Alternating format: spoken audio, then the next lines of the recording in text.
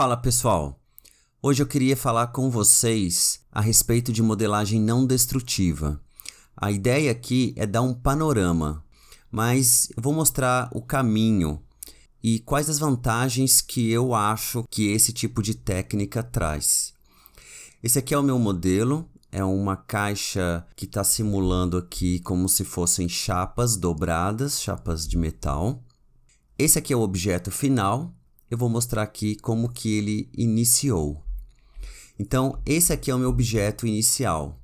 O que eu fiz, esse aqui é o principal, né? A partir de um plano, eu fiz algumas extrusões, simulando essas dobras, e eu fiz em 1/4 do objeto total.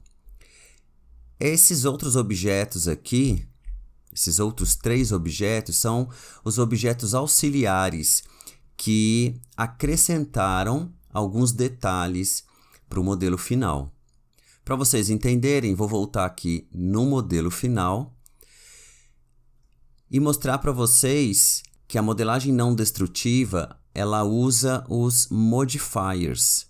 Então eu tenho uma série de modificadores e nessa ordem eles permitem que eu chegue nesse resultado final.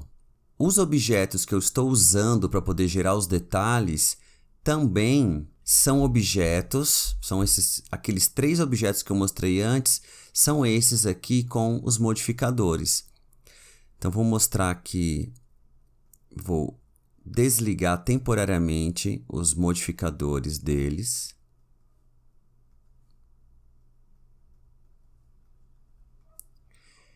E vou passar explicando aqui de um a um.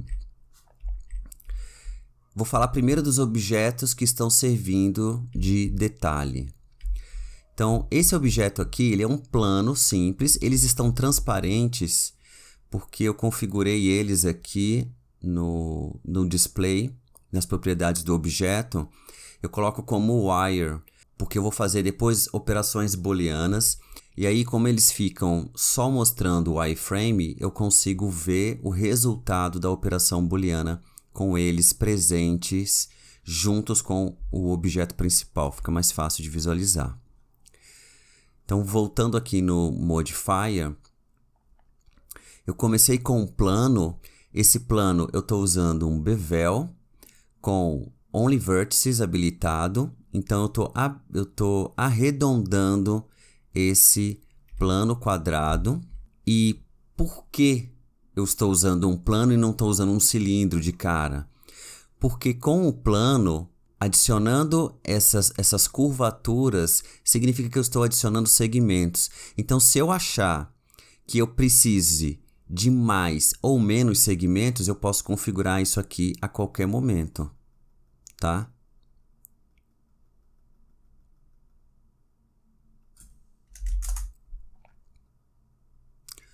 Logo após o bevel, eu estou usando um cast. E eu estou usando o cast para ele dar uma arredondada nesse objeto.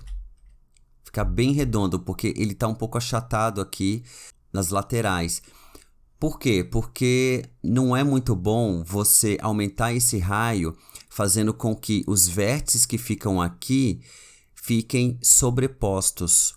Porque aí, na hora de eu fazer a operação booleana e depois eu quiser aplicar um outro bevel, eu não vou conseguir, porque esses vértices sobrepostos vão atrapalhar. Então eu deixo uma distância e com o cast ele termina de dar esse arredondado aqui.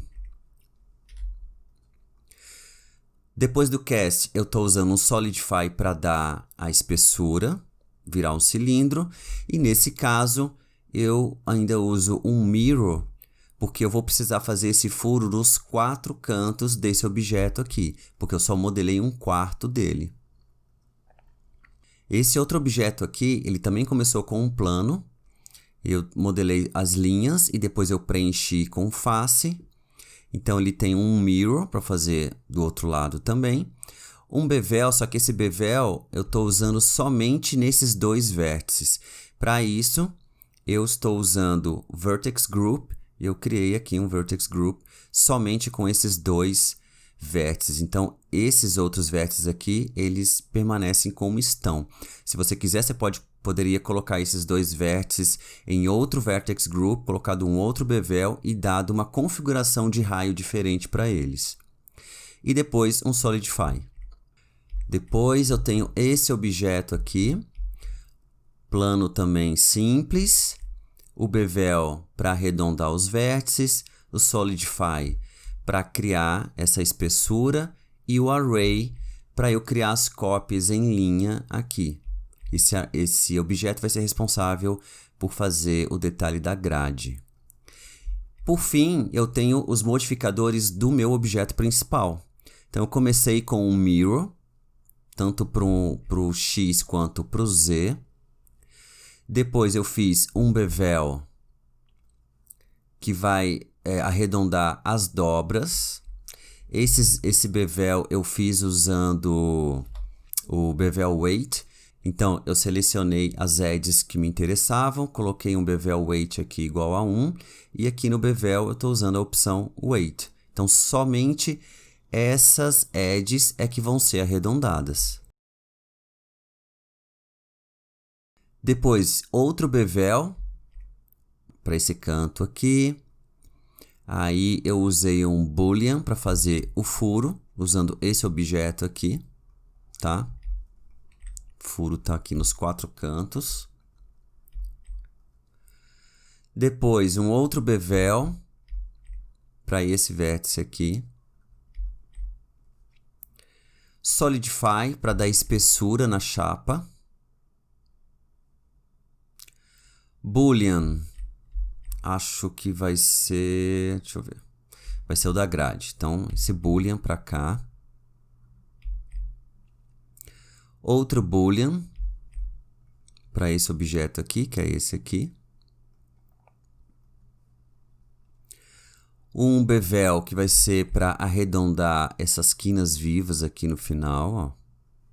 Então, tudo aqui tem um bevelzinho. No mundo real, dificilmente os objetos eles têm quina viva. Eles vão ter pelo menos um arredondadinho. E alguns objetos, sim, vão ter quina viva, mas a grande maioria fabricada vai ter um bevel de leve. E no final, eu estou usando um weighted normal, porque por mais que em vários bevels aqui eu tenha usado o harden normals, principalmente nesse daqui, esses de vértice não fazem diferença, não trazem um problema, é mais nesses que fazem a dobra aqui.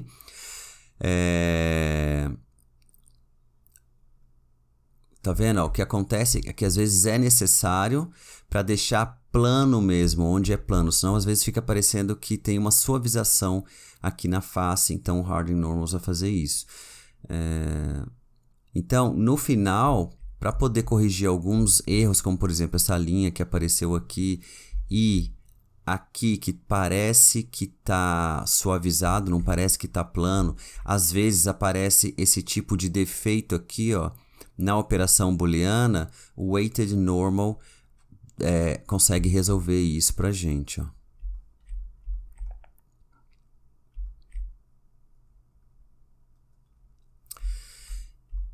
Bom, esse é o panorama, né, de como usar essa técnica, e ela se chama modelagem não destrutiva porque você pode fazer alterações depois. Então, se você precisa fazer algum ajuste, por exemplo, não sei, eu quero aumentar esse raio aqui, vou identificar aqui qual que é esse aqui, e aí eu posso vir aqui e aumentar ou diminuir, tá? Claro que tem os limites, né? E eu queria aproveitar também para falar a respeito das operações booleanas. Existem 2 mitos que eu já ouvi em fóruns, que o primeiro é de que não se usa operação booleana para modelar, e a segunda é que a operação booleana é coisa de preguiçoso. Então, na verdade, nenhuma dessas afirmações ela é verdadeira. Não existe uma técnica de modelagem. Existem várias técnicas de modelagem. Dentro da modelagem poligonal já existem algumas, fora a modelagem que a gente pode fazer usando curvas, usando metaballs, usando NURBS. Então, você não é obrigado a usar uma técnica, você pode inclusive começar com uma técnica e terminar com outra. Boolean não é errado, operação booleana ela existe para ser usada. Existe a forma correta de usar, existem alguns cuidados, por exemplo, esse add que eu coloquei aqui é porque eu ia fazer um furo nesse ponto. Toda operação booleana, quando ela é feita numa situação como essa, onde eu tenho uma face e um buraco no meio, para que haja uma consistência dessa superfície, ele vai pegar uma... Deixa eu ver se aqui dá para ver. Ó, ele vai criar esse tipo de add aqui, como se fosse uma sustentação para que essa face exista. Aqui ele fez para cima, beleza, mas eu tinha colocado essa add porque eu suspeitei que ele poderia fazer para baixo. Imagina se ele fizesse daqui até esse ponto. Então esse tipo de coisa pode gerar um defeito na malha, como aquela que apareceu antes de eu ter colocado o weighted normal. Você pode chamar isso aqui de add de consistência. Então, quando existem operações booleanas, uma das formas de evitar alguns erros é fazer isso. Ó. Você pode ver que aqui ele também faz. E aí algumas pessoas acham a operação booleana ruim porque a malha não fica quad. Mas é um outro mito achar que todo modelo tem que ter malha quad. Isso não é verdade. Malha quad ela é ótima para personagens, porque personagens sofrem deformação. Normalmente você vai usar ou para fazer uma pose ou principalmente para animar. E aí essas deformações, para que elas ocorram de maneira correta, o fluxo dos edge loops precisa ser um fluxo planejado. Objetos muito orgânicos também vão ser mais fáceis de modelar usando a técnica de box modeling, usando exatamente esse princípio da malha quad. Mas não quer dizer que todo objeto tem que ser quad. É possível até usar a operação booleana e manter a sua malha quad. Os objetos envolvidos têm que estar em low poly de preferência, porque provavelmente você vai ter que fazer algumas correções, vai ter que soldar alguns vértices, mudar algum fluxo do edge loop, mas dependendo do formato do objeto vale muito a pena, funciona, já fiz isso algumas vezes. Então, a operação booleana não é errado usar. Hoje está bastante em alta. No Blender, de um tempo para cá, falou-se muito a respeito desse tipo de técnica, que é a técnica de hard surface sem a subdivisão. Então, tem cursos especializados só nisso, tem add-ons aqui no Blender especializados só nisso. Eu vou deixar aqui na descrição links para esses cursos e para esses add-ons. Mas se você aprender o princípio usando aqui os modificadores, você vai conseguir resultados muito legais também. Então é isso. Espero que vocês tenham achado interessante essa técnica.